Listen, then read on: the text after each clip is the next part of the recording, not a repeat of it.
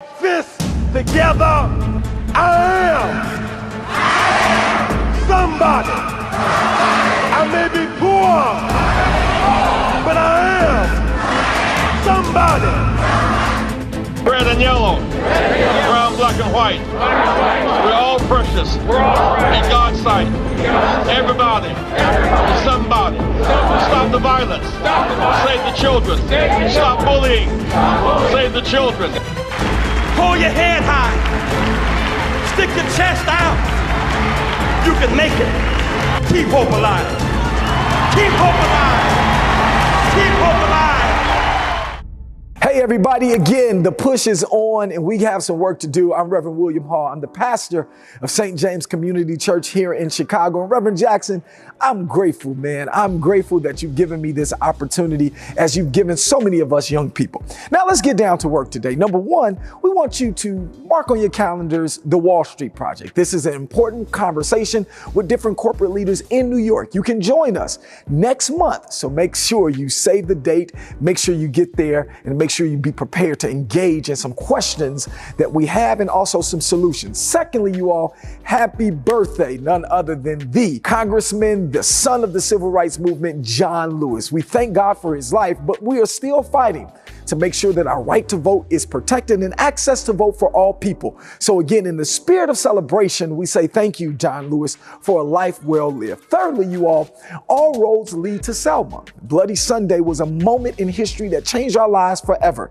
And so March 6th through 7th, get on the bus, go down to Selma with us because we are going to remember as also we will be planning to move forward.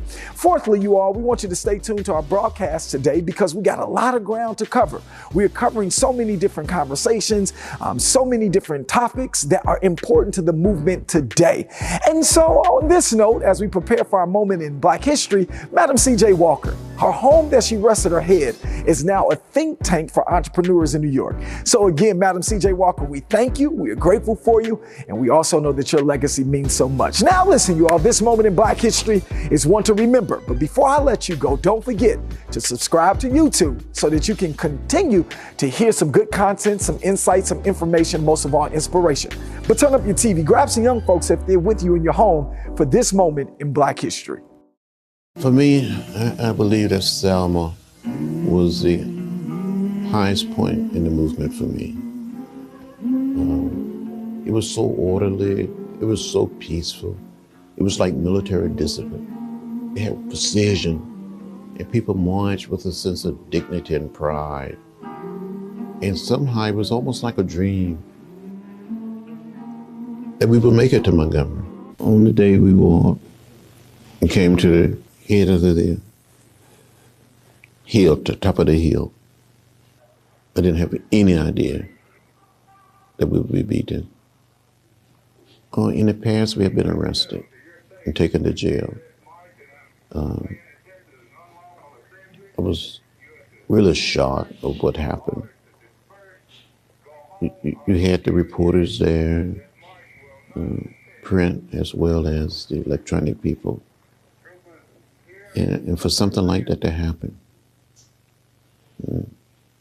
daylight, by people watching, I really thought that we would be arrested in jail. And I was prepared to go to jail.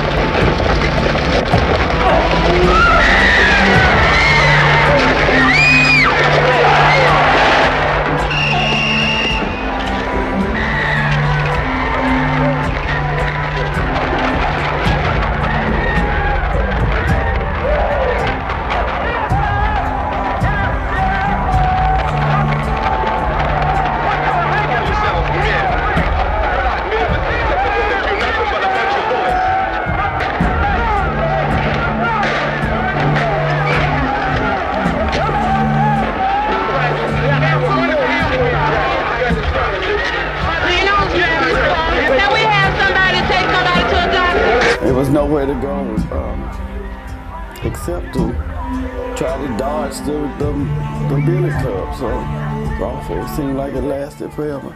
Nearly 50 protesters were injured. One of those injured protesters was Congressman John Lewis of Georgia. But they kept the faith, they kept their eyes on the prize, and with their blood, they wrote a voting rights act. Those who lived through the tragic event say it's important to continue to remind younger generations. Well, it's important to tell the story, but it's so important. I'm so gratified when I bring my colleagues. I've noticed that over the years, people said that's so meaningful, was that I learned so much I didn't know. And you have other members, so I don't just need to be the witness or the one, but the other members now share their experiences with other members. I feel that I have a responsibility to help keep it alive, but there are other people. And I would tell the story, continue to tell it to the best of my ability.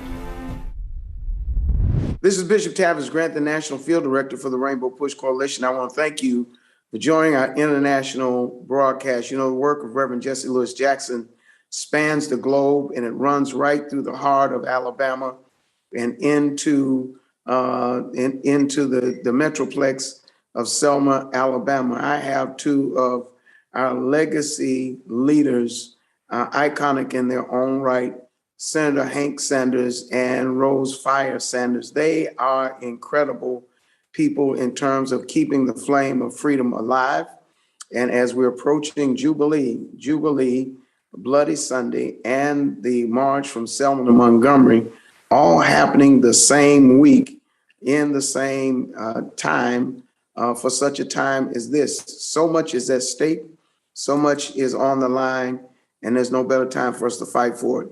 And so I want to introduce to you Mrs. Rose Sanders. She is an incredible leader, along with her husband, the legendary legislator, Senator Hank Sanders. Rose, tell us about the importance of this year's Jubilee celebration.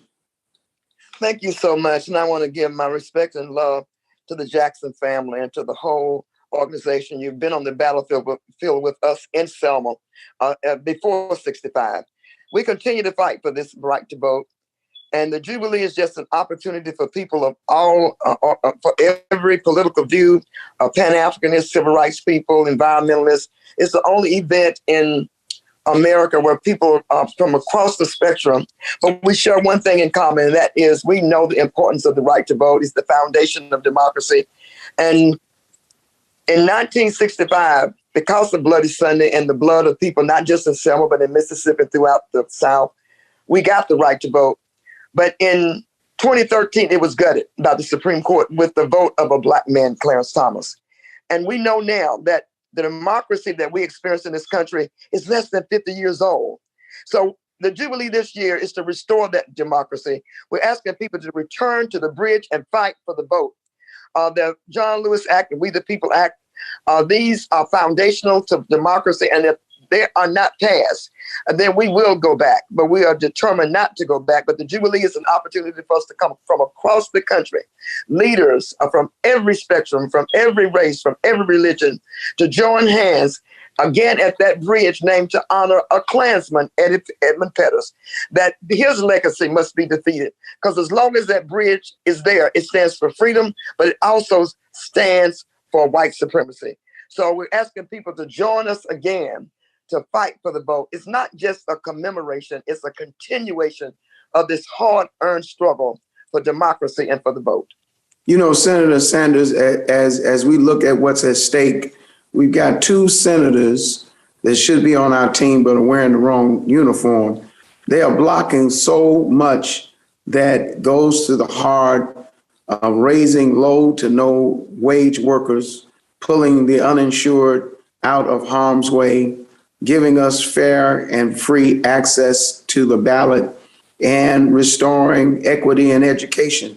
Talk to us about the legislative imperative of the Jubilee celebration and the importance of the Selma to Montgomery march, because your work as a legislator is iconic and legendary, what you've done there in the state of Alabama. Let me just first pass my respects on to the Jackson family, because they have not only been on the field in the 60s, but in the 70s, the 80s, the 90s, the 2000, 2010, now 2020. And Rainbow Push is on the cutting edge, and we're just thankful for that work. Second, the Bridge Crossing Jubilee is the largest annual celebration gathering dealing with voting rights in the United States. Tens of thousands comes every year. And one year there was 100 and maybe 13,000 who showed up. So it's a very powerful event. Third, let me say that it is important legislatively to protect the right to vote. And while there are 2 Democrats, they could not stop it if there was not 50 Republicans stopping it. So it is critical that we concentrate on all of those who are stopping it, as opposed to just the two Democrats. So there are 52 people 52 U.S. senators who will not do right, who will not protect the right to vote, who will not protect democracy. So it's just important that we put that in perspective, and all of those who are standing in the way. Number 4, we cannot stop. We cannot out-organize all of these voter suppression laws. There's just no way to do it.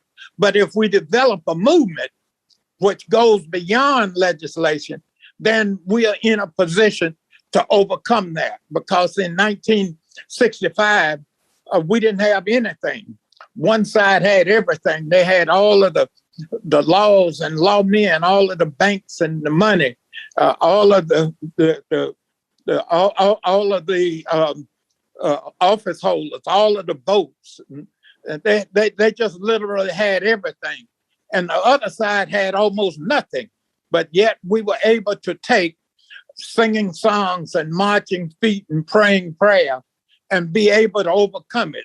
So it's the movement that will overcome it, not just getting some laws passed, because laws can be passed, but then the implementation of them can diminish them in all kinds of ways. So we just appreciate all that effort. And the last thing is that the Selma to Montgomery March is a part of the Bridge Crossing Jubilee. And this year we got all kinds of, we got a number of organizations, each one taking a day. There are some taking Sunday. There's one organization and some leaders taking Sunday, one taking Monday. Rainbow Push is among those.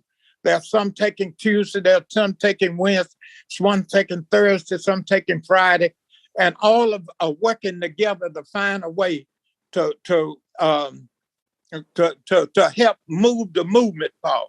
So we thank you so much. Talk about the importance of this year. You know, Reverend Jackson is leading March 7th, Rainbow Push, Transformative Justice, Bishop William Barber, and the Poor People's Campaign. I think it's symbolic also that March 7th is the day that Reverend Jackson and Reverend Barber will lead the march, because it was March 7th in 1965 that Bloody Sunday caught the attention of the world because of the brutal beating of good, honest citizens who just wanted the right to vote.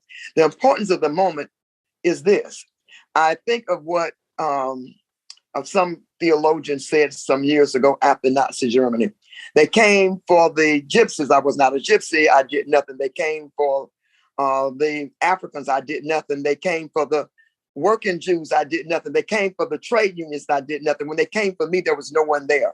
If we don't come forward now to fight for this vote, we might not be experiencing the sting, the trauma of not having it. You know, we might not be the mother of a George Floyd. We might not be that mother standing in line to vote in Georgia. And if someone gives a cup of water, they could be arrested. But all of us are affected, of every race and every religion, because I truly believe that injustice to anyone is injustice to everyone. So Jubilee is a time for us to make our voices heard, united voices heard. And on March 7th, as Jesse Jackson and Maura Mundy Reed and Dr. Barbara lead that march, followed by other leaders the day after, the NAACP, the Legal Defense Fund, the Black Voters Matters, we collectively can make that difference, because Hank said it best: until there is a movement, nothing will be changed. There can be no movement without people moving. And Jubilee gives us an opportunity to come together to move not just the conscience of those 52 senators, because power concedes nothing without a struggle and a demand. But as a movement, we can demand it. And I have confidence that eventually we will win. Website where people can find out and join in and put their feet on the street. Website. www.selmajubilee.com. www.selmajubilee.com, because we have over 30 events. Every single person needs to find a way to put their 2 cents in, however they put it in. If they put it in by singing, if they put it in by marching, if they put it in by praying. But when we join together, we stand a chance to stop it, because we're going to lose a whole lot. And it won't just be marginalized people. Thank you so much. This is an incredible time. Go to rainbowpush.org to get more information about this historic event. Labor is coming together. Faith is coming together. Social activists are coming together. Rainbow Push, SCLC, NAN, Poor People's Campaign, Transformative Justice, Black Voters Matter, and many, many, many, many more converging on the heart of the South. We're getting ready to take back. They want to take it all, but we want it all, and we can get it all back and even more. I want to thank them for joining us. This is the Saturday morning forum of the Rainbow Push Coalition, and we are keeping hope alive. Thank you for joining. Don't forget to join, text, tag, follow, and share on all of our platforms. Keep hope alive. The Sankofa bird is a very special creature that comes from Ghana, West Africa. It is a symbol that represents the past and the future. You may notice that the Sankofa bird is walking forward. But in what direction is he looking? Exactly. Can you walk forward while looking back? No! Neither can I. But the Sankofa bird can. And by watching the Sankofa bird walk, and even fly this way, we can learn about the delicate balance between the past and the future. Another way to explain the Sankofa bird is the future is connected to the past. And you cannot know where you're going until you know where you've been. Sometimes, when people remember the past, they think about it so much that they don't focus on the present or the future. The Sankofa bird teaches us a lesson about this too. Can you see that the Sankofa bird is holding something in its mouth? It's an egg. And that egg represents the past. And we all know what happens to an egg if you hold it too tightly, right? Can you say Humpty Dumpty? On the other hand, what happens if you hold it too loosely? Can I get another Humpty Dumpty? We must be like the Sankofa bird and hold on to the past ever so gently. Not too tight and not too loosely, but just right.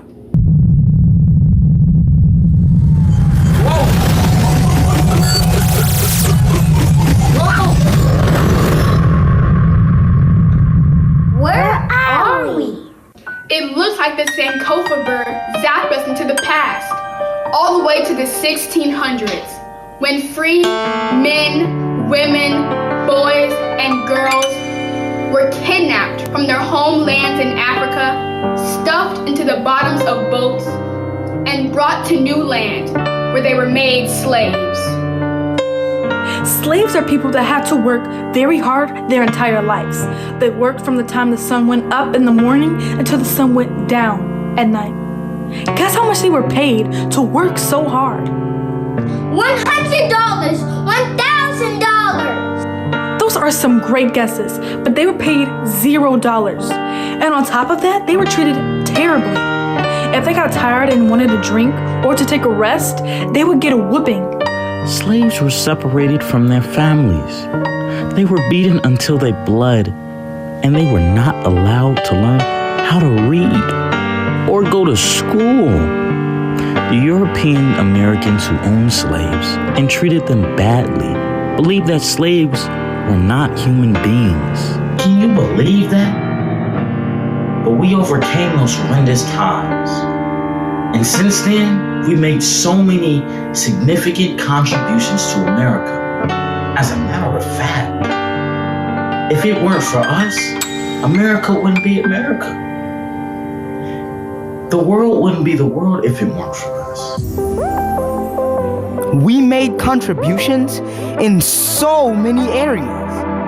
Areas like science, technology, inventions, music, culture, engineering, food, religion, activism, politics. We did all that? Today, black child, be inspired, my friend. We did it before, and we can do it again. We did it before, we'll do it again. The Sankofa bird just told me a secret. Wanna hear it? Well, he just told me that we didn't travel back in time far enough. He told me our history started way before the 1600s and way before slavery.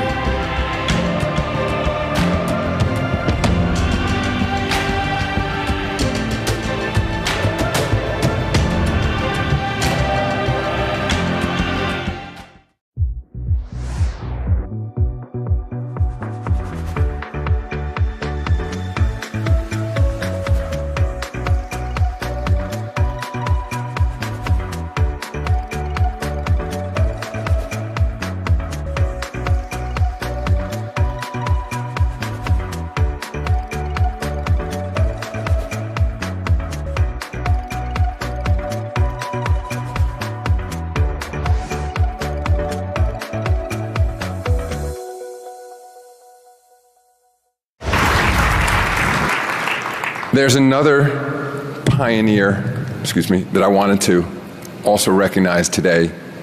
He's someone that did not play in the NBA, but someone who's incredibly familiar to everyone in this room, and he's been a regular part of this event for decades. He also happens to be one of the foremost civil rights leaders in this country. He's the winner of the Presidential Medal of Freedom. And he's someone who has been a dear friend to all of us in the NBA. His name is Jesse Jackson. And let's take a moment to recognize his career with this video.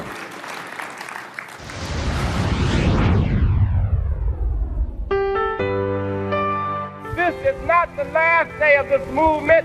This is just the beginning, and the movement will not end until there are no more cramping stomachs in this nation, and no more men dying and being assassinated because they want to tell the truth.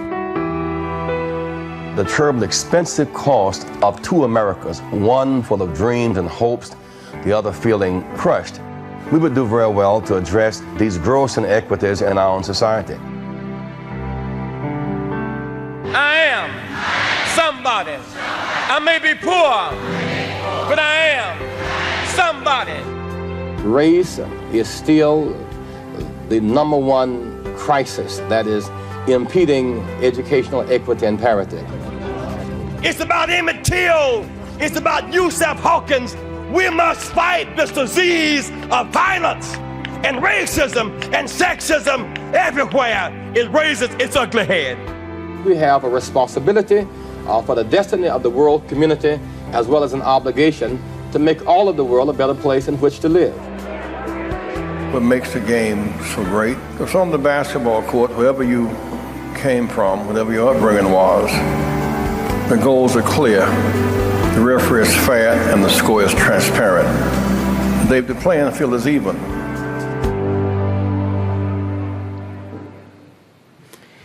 Joining me today to present the Legends Pioneer Award to Reverend Jackson is Isaiah Thomas, who of course is a Hall of Famer, also one of our 75 greatest, but he's going to say a few words about his connection to Reverend Jackson before we present the awards.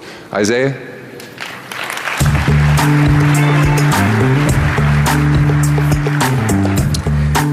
Thank you, and I'll be brief as I possibly can. But I just want to give you a little background of this giant of a man who's been in my life since birth. He spoke at my mother's funeral when I was growing up as a kid. Operation Breadbasket, Operation Push, Rainbow Push, Reverend Jesse Jackson. I remember standing in the food line and he providing food for our families. Not only was he providing food for our families, but as we were standing in that long line, waiting to get food, not wanting to lose our place in line, he would step out as we were little kids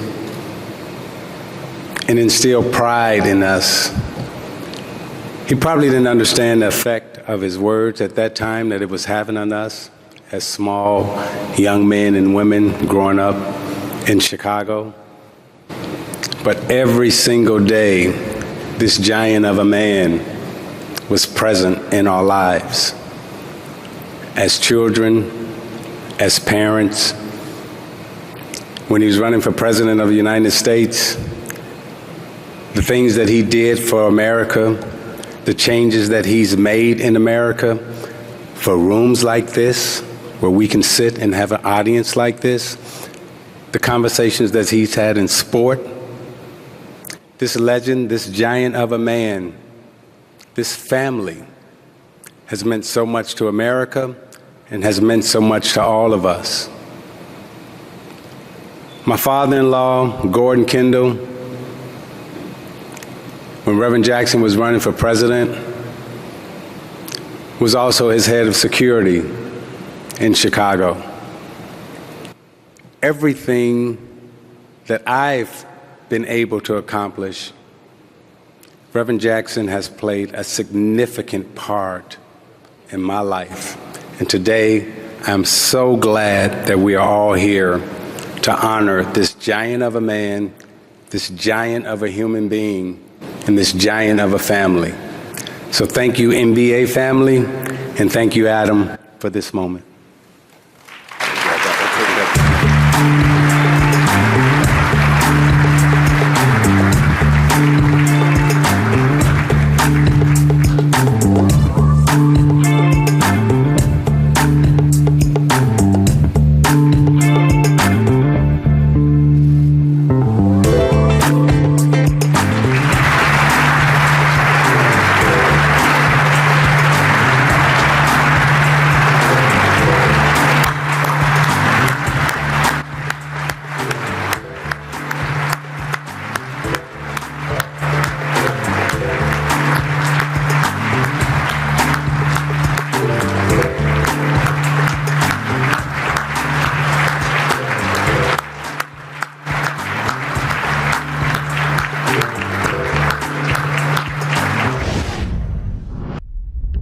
This is a new segment. We really want to look at some of the environmental challenges. I know many of you are wondering, why are you going back to Selma this year? Well, this is one of the reasons. We're looking at how we can change these corporations. How do we shut them down if necessary when they are causing environmental harm? And I have two ladies here, one from the Illinois Poor People's Campaign and one from Environmental Justice Organization. And they're going to tell us what happened here in Chicago as a model for what's happening around the country. We're in an environmental crisis that many people aren't aware of. And so both of these ladies have brought an issue to a head on the southeast side of Chicago. I mean, you originally came here, if you came from Flint, it was about toxic water. Well, I've been here for over 20 years now. But I think the way it ties in why it was such a natural alliance between not only the Poor People's Campaign, but within the community of Southeast Side of Chicago, is because we all represent the post-industrial era of this region in particular. Mhm. And if you don't know, Flint used to be a city that employed over 100,000 people in auto production. right. There are now less than 10,000. And so the same thing has happened on the Southeast side. Because in the Southeast side, we had the steel mills. Yes. And those were the jobs for Black and Brown. It was really middle class jobs, but they were also polluting the environment. And so what brought you two together, Black and Brown together? And people say, we can't work with each other, but we can whenever there's a crisis that impacts our children, our families, and our homes. We can work together. It crosses cultural lines when you decide to destroy the environment where I live. Right. How did you get all involved with this General Iron fight? What are they doing? What were they doing? Because I thought they were up on the north side. What happened? Yeah, so General Iron has been in operation for 100 years in Lincoln Park, and Lincoln Park is not what it used to be. Now it is predominantly white, very wealthy, gentrified, and they received $100 million in TIF funding to have Sterling Bay, which is a playground for the rich. And they decided to see the Southeast side as a sacrifice zone. So they being The General city Iron. And General Iron, yeah. And so they decided to take a toxic plant from the north side because they were redesigning, redeveloping that area and move it to the south side. So what did you all do? We said that we weren't going to have this happen. We have some of the highest asthma rates in the state. We have really terrible air quality. I grew up, my mom had asthma. My son has autism. There's just so many health crises going on. And that's why we're so thankful to have Sheila. Who was also I'm not a nurse. She was with the for the National. nurses. So I brought the nurses in. Yeah, so I'm retired. It's really a public health crisis, and racism is a public health crisis. And that's what we're bringing to light, the environmental racism that is persistent in Chicago and that it needs to stop. Yeah, Argyle Gardens was built on a garbage dump, and all of those adjacent communities are really adjacent to Argyle. They're still dealing with the toxins in the soil and in that environment out there. And when people wonder why do you have so many issues, it's because of what's underneath the buildings that you live in. Absolutely. So you now have these two this Black and Brown coalition. It really is a rainbow coalition working, and I understand you did a lot of stuff to keep them from coming to the southeast side. What did y'all do? It was really a multiracial, intergenerational campaign. The youth from George Washington High School, which would be across the street from the proposed facility, led marches in front of the Alderwoman's house. We had press conferences. We had a 30-day hunger strike. I remember the hunger strike.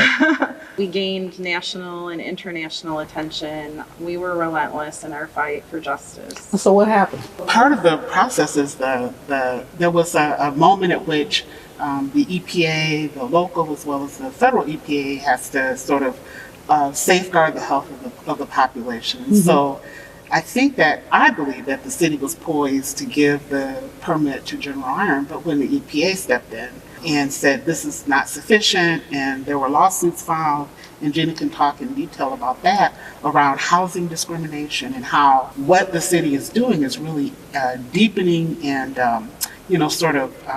broadening the impact of environmental racism around their permitting of all of these toxic industries, right, that are located and actually zoned to operate in the waters, Calumet River, and Lake Michigan. That really makes it the whole community is enclosed by all this toxic industry. So you can't enjoy the water. Mm-hmm. You can't go down and walk on the lake. You can't walk on the Calumet River, like what they've done with the Chicago River, heading up north, which was also an industrial corridor. Mm-hmm. But all of that stuff was pushed down to the southeast side. And the industries that have moved in are dirtier. They pollute more. They require less people because of technology. So this whole idea about if we don't have this, we won't have jobs. They're not employing those many people anyway because the technology is high, and those people who do work there are in danger. We heard testimonies from people who have been mangled by the machines, even death inside of this this bad operator, this bad polluter. So it's not like they were getting good, high-paying, long-term jobs that they could get a pension from and all this other stuff. It wasn't like that at all. And we want green jobs that are going to be, that are sustainable. Exactly, and that are safe, and that, you know, our communities can really thrive. So where are we with General Iron now? The city announced on Friday that their permit was denied. Yes. So it's successful. It was a hard fight. It was a very hard fight. But Reverend Jackson often says, if you don't fight, nothing will happen. When we fight, we win. I mean, we have to fight. We have to. And I think the quote from Martin Luther King is even more appropriate when people are united and they move with a unity and an aggressiveness and an assertiveness where the powers that be may be desirous of saying no, but we force them to say yes. And so you've been doing this for 4 years or more? Not longer. Yeah, we've been doing this. So it's not the length of the journey. It is the unity in the struggle, and it's the commitment to change for the betterment of the community. We are partnering. We're working with Reverend William Barber and the Poor People's Campaign nationally and locally. We're on our way to Selma this week. Not just to remember, but it is to energize ourselves, because the struggle continues. Where there is unity, there is strength. Push Excel's goal is to inspire students to strive for excellence in education in spite of personal, family, and community challenges that they might experience. How do we do this? By advocating for educational policies that guarantee equal funding for all students without regard to race or economic standing. By engaging parents, students, and teachers in pursuing high-quality education and striving for educational excellence at every level. And by forging partnerships with community-based and public sector stakeholders in education. Now, Push Excel is a national model program with the purpose of connecting principals, parents, popular personalities, and students in a bond, and to support students at every level on the educational ladder. Now, we want you to become a member of the Rainbow Push Coalition and Push Excel. Your annual membership can help us to change policies that impact students, colleges, and universities all around the country. So step up and sign up today. Membership is only $35, and if you're a student or a senior, $15.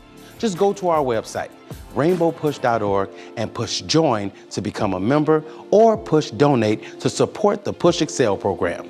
You can also text the word Push Excel, that's PUSHEXCEL, to 41444 on your cell phone, and you can give us any amount that you feel comfortable giving, or call us at 773-256-2775. Wherever you are, you can support us as we keep pushing for you. And remember to keep hope alive.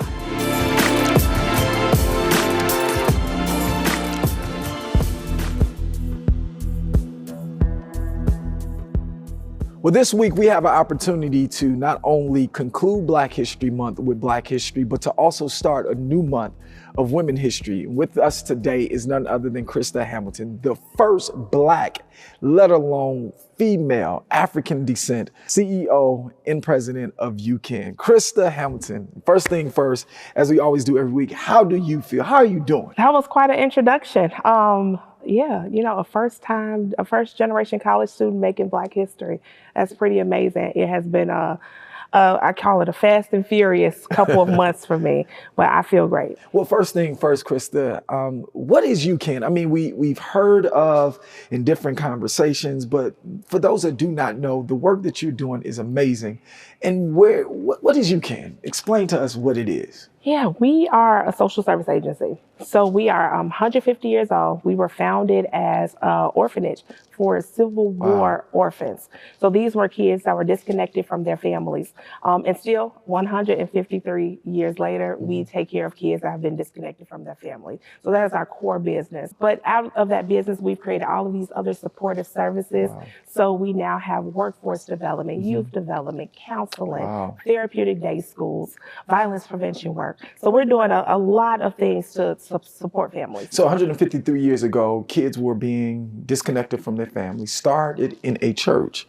And then 153 years later, a Black woman is leading a wellness movement for young people that have had challenges. What is the mission of Ucan? Our mission is to, for youth that have suffered trauma to become future leaders. Wow. Right? So myself and others that work at Ucan, that's who we are. Right? Wow. We've grown up in these at-risk communities. We have economic and family issues and challenges. You know, based on statistics, we probably should not have made it. And that's what many of our kids that we work with, this is what they're up against. So let's run this back. So Ucan has therapeutic day schools for children with young learning differences. Ucan foster parenting. Ucan, a campus literally that houses young people that are, you know, in custody of the state. Ucan is the place where jobs are created. Ucan is the place that is doing everything it can to reduce violence in Chicago. And you are leading this organization, right? What are the challenges? I know that you are new in this role, but you're not new to leadership. But what are the challenges in this role that you have at this 153-year organization? We're recovering from a pandemic. I think that's what we can safely say now, right? We're recovering from a pandemic. So we touch 20,000 families per year. Stop. 20,000. Oh my goodness, 20,000 families. And I'm sorry, I just like 20,000. That's amazing. What else? Yeah, so 20,000 families, you know, we're making sure they stay connected to services. We had to pivot during the pandemic, right? We're passing out food, we're giving out money, things that we normally don't do, but that's what was required. As an organization that's community responsive, we had to take care of the needs of our families. So now we're trying to pivot back into what we call our normal work, you know, getting folks jobs, getting kids in school, and then also getting 700 people back into our offices to work, right? Wow. As we scale back from our COVID protocols, getting people to feel safe and ensuring that, you know, we can continue to fulfill the mission of the organization. So in the midst of the pandemic, right now, again, Ucan is located, its headquarters, west side of Chicago, North Lawndale, but offices in Beverly, Illinois, Riverdale, and again, 2 therapeutic day schools, one in which is in Garfield Park in the heart and ground zero of poverty, feeding the community, giving literally those things that are needed, bus passes, gift certificates, and so forth and so on, because that's what the community needed. And in the midst of the community is young people. Last year, over 1,000 people killed in Chicago, which unfortunately, over 300, 400 of those were kids. Right. So when we look at young people, we see this potential. This could be the next. So when you lead and when you're stepping in our office every day, when you think about young people and their potential, what has Ucan done to pull out that potential and to make young people better? I think every time we think about new programs, new services to offer, we're thinking about how can they unlock the power of their potential. You know, some of our impact data from last year alone, 2021, we provided nearly 500 mentoring opportunities to young people through our violence intervention and prevention department. So let me run this back because I want to walk with you. 2021, here it is, 500 young people got mentored, got somebody walking with them. What else? I'm sorry, I'm excited about this. No, I mean, that's, you know, you mentioned over 1,000 people were killed. So violence prevention is one of our huge programs, right? One of the cornerstones of what we do. We are in the North Lawndale and Roseland community.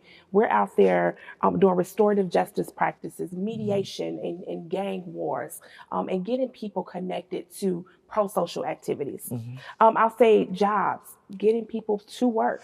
Over 1,000 people since 2018 have been connected through transitional jobs or direct placement. Let's run this back. So number one, 500 young people got somebody to walk with the mentor. Number two, over 1,000 jobs, people getting the opportunity to make an honest living. Wow. And this is, again, wrapping up and pulling out the potential. And then lastly, we focus on mental health. That's a big deal. So That's a internal big and deal. external, we have the Power program for our staff internally. Wow. Over 100 of our staff are being connected through their own clinical wellness. And then externally, 2,500, I Wow. believe in the last 2 years, over 2,500 people have connected to our mental health services. Krista, I want to ask you flat out, right? Hearing all of this, how do we partner with? Let's not just have pity on. How do we partner with Ucan? There are 3 ways that I tell everybody that they can tap into Ucan. Okay. They can give their time, their talent, or their treasure. Mm. Time, for example, is become a foster parent. Let's stop with that real quick. Okay. Foster parent and adoption is a big deal. Yes, it is. Wow. How with the foster parent? And people don't understand, everybody has a little bit of love to give, right? Mm. So we will train them. We train you how to be a foster parent. Wait a minute. We You support can learn how to be a foster parent, actually become a foster parent by partnering with Ucan. I'm getting a little excited myself. You Wow. can, and lead to adoption, right? Mm. So we that's one of our biggest needs right now, especially in the pandemic. So many children have been displaced, so we have a Wow. desperate need for more foster parents. Mentoring our youth. There's so many opportunities to mentor at our schools and our violence prevention programs. So anyone, people don't always know it, but everyone has a gift to give That's to real. a young person. That's right. That's right. And then lastly, our board of directors and our advisory boards. There's so many places to plug in to help us move our mission forward. Wow. So again, those of you that want to partner, there's 3 ways: foster parent and adoption. Bring your corporation, right? How about the whole entire Infinity Group comes to Ucan and spend a day at Ucan in our gym with our young people, or just sit down, have arts and crafts, whatever it is that you can contribute, maybe help add maybe a new mural, a dedicated mural. And then last but not least, partnering on the board. Specifically, when we talk about partnership, I mean, you and I both know as a pastor, ministry costs money when it comes to, this is a non-for-profit. How can people also help with any other goals that you might have? Anything coming up where people can donate, or how can they donate? There is no mission without money. That's and true. We have to always say that and remember that in nonprofit work. We're always looking for more funders, right? Corporate investments, private investments, individual donors. We have a great support system at Ucan, but there's always more that we can do. Absolutely. Many of our federal, state, local partners, they do amazing helping us meet our cost, but then there's always extra costs, Absolutely. right? And those are the things that most people don't factor in when they're thinking about how nonprofits operate.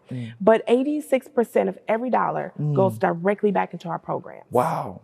Wait a minute. So if I give $1, because I ain't got, so I give $1, 86 cents of every dollar goes right back into our program. The potential, pulling that out of young people at Ucan. So, is there anything coming up in the near future for those that are watching in Chicago that they can say, hey, I want to kind of get a feel, I want to see what it's like? Is there anything that's coming up where people can partner? Absolutely. Show up and see? I'm really excited. These are both firsts for me. So the 8th annual Polar Peace March will be held on April the 10th. That's a Sunday. It's a Sunday. Sunday morning. At St. Paul's Church on the north side. We do this march to celebrate the legacy of Dr. King and also to promote safe communities within Chicago. Wow. And that's the interesting thing is, when I went to the Polar Peace March, there's a whole stained glass, because this is the church where we talked about early in this interview. Wow. So it's kind of like a homecoming of some sort. This is the church that founded Ucan. Wow. 153 years ago. And then So what I'm else? very excited. Any other events where people can kind of just... The next one, our first fundraiser. So it's our largest fundraiser of the year. It's our Youth Leadership Awards. Wow. It's going to take place on June 1st at the Four Seasons downtown. Downtown. So those of you that are watching, there's 2 moments in which you can come, be a part, just be present and get a sense of the work that's being done. One is Polar Peace March right there in April, the second Sunday to be specific. And then in June, the Youth Leadership Awards, which is, again, investing in the potential of safety, investing in a better community for young people, as well as into the minds and the exposure and scholarship of our young people at the Youth Leadership Awards. So, Krista Hamilton, first thing first, again, I honor and sincerely respect you, Thank you. simply because you're doing a lot. You're doing a lot of heavy uplifting. And we want to continue to celebrate not only where you start, but where you're going and where you're taking Ucan. And I hope that the work that you're doing now lasts 153 or more years to come. And I don't know if we'd be around 153 years, but may your work and may your legacy always be cemented in the walls of Ucan. So again, thank you so much, Krista. Thank you. Thank you. And so those of you that are watching, stay tuned, because again, not only is a push now, but we still got some more work to do.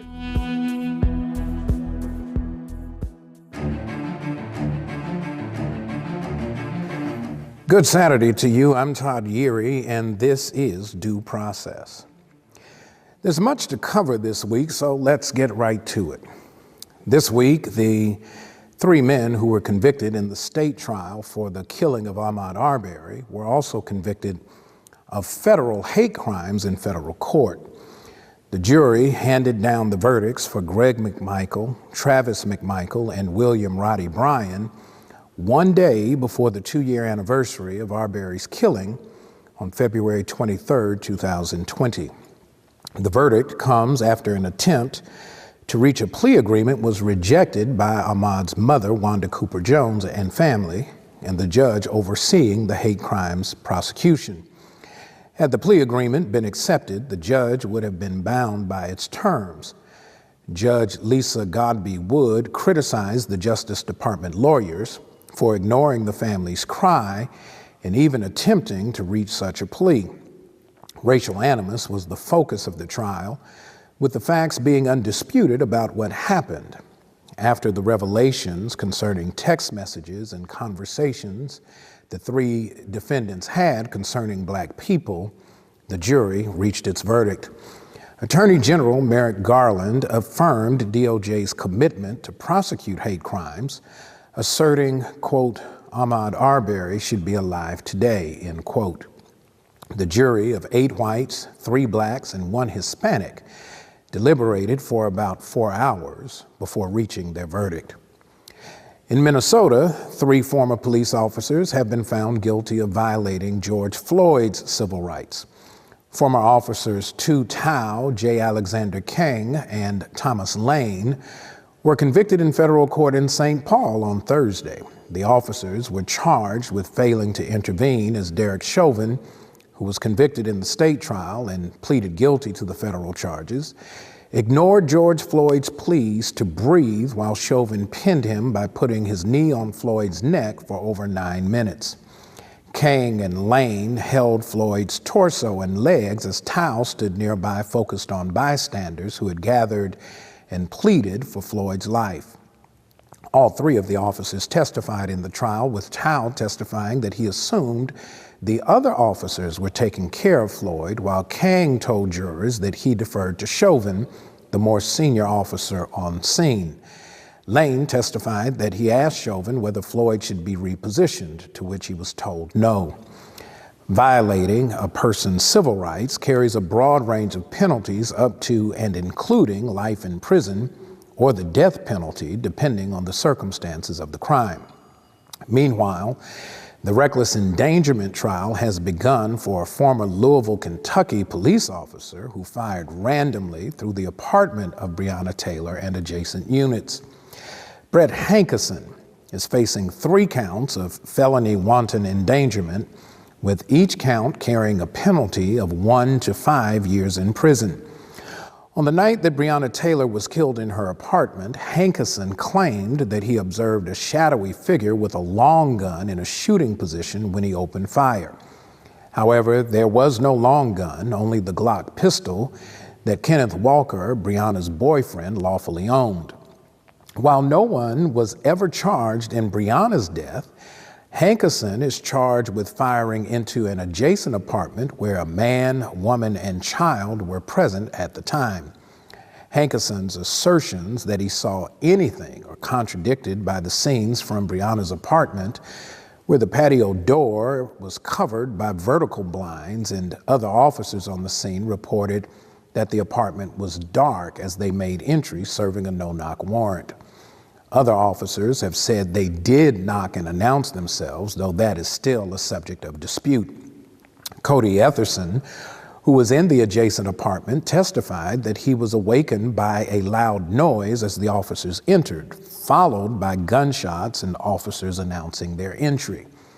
Etherson testified that he was only 1 or 2 more inches away from being shot. Hankerson was fired in June of 2020 for violating police policies. Kentucky Attorney General Daniel Cameron did not bring charges in Breonna's death after a very controversial and limited presentation to a grand jury. We will continue to monitor this trial to the end. The march from Selma to Montgomery was a planned response to Jackson's killing, with more than 600 people setting out from Selma on March 7, 1965. Again, state troopers accosted the group with whips, nightsticks, and tear gas in an effort to turn the marchers back to Selma. The images were captured on television and are forever etched in the minds and memories of those who marched that day and those who continue to fight for voting rights today. Dr. King and the marchers again began the trek on March 9th with more than 2,000 marchers in solidarity. Again, faced with intimidation by law enforcement and expected coercion to violate a federal injunction, the marchers returned. Then, on March 21st, with the protection of military and National Guard troops under orders from President Lyndon Johnson, the marchers began the long march to Montgomery. They marched for up to 12 hours each day, some sleeping in fields along the way, and kept going until arriving in Montgomery on March 25th. The current resistance to protecting the right to vote, expressed in the public cowardice of senators like Joe Manchin and Kyrsten Sinema, and supported by the silent hypocrisy of the Republican Party and Mitch McConnell, requires that we rise again to demand the protected right to vote in America. Next weekend, thousands will return to Selma to commemorate, commiserate, and recommit to the ongoing struggle for the right to the ballot. Rainbow Push Coalition, Poor People's Campaign, Transformative Justice Coalition, National Action Network, the Legal Defense Fund, the AFL-CIO, and other civil rights organizations will again march from Selma to Montgomery to demand the uninhibited, unfettered right to vote in America. Join Reverend Jackson and the Rainbow Push Coalition and the family of civil rights warriors in Selma from March 6th through 11th as we retrace the steps of Dr. King and the thousands who overcame relentless resistance and violence to pave the way with their feet for all of us to have access to the ballot. For more information about the work of Reverend Jackson and the Rainbow Push Coalition, visit rainbowpush.org. That is this week's Due Process. I'm Todd Yeary.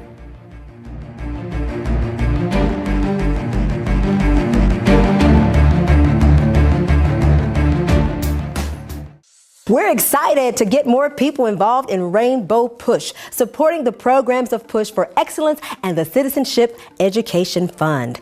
If you're interested in impacting public policies, if you believe in the scholarships that we give to thousands of students each and every year, you can become a policymaker by becoming a member of Rainbow Push right now. For an annual membership of $35, or if you're a student or senior, $15, you can help us make a difference in the lives of millions. How do you become a member? Visit our website at rainbowpush.org and press join. Or maybe you'd like to support us. You can text the word PUSH, that's PUSH, to 41444 on your cell phone, and you can give any amount you feel comfortable giving. You can also call us at 773-256-2775. Or go to rainbowpush.org and push donate. Wherever you are, you can support us as we keep pushing for you.